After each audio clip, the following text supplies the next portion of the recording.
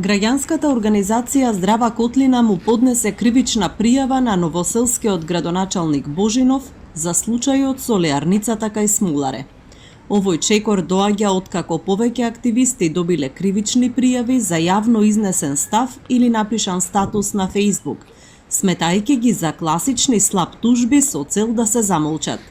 Активистите велат дека повеќе од една година протестираат и апелираат да се забрани понатамошна изградба и функционирање на објектот, што го сметаат за опасна Г1 тешка индустрија, кој треба да се отвори во непосредна близина на единствениот извор на вода за општината.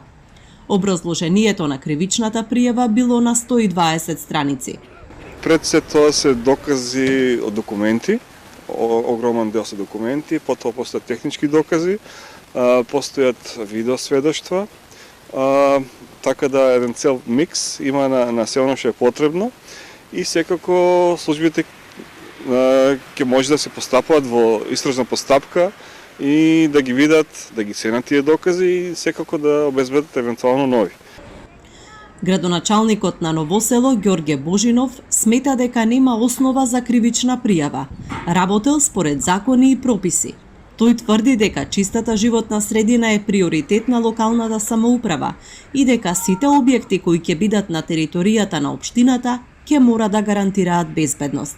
Потсетам и да потенцирам дека во општина Новосело нема да дозволам да има никакво загадување. Околу пријавите, демократски е секој да даде свој поднесок.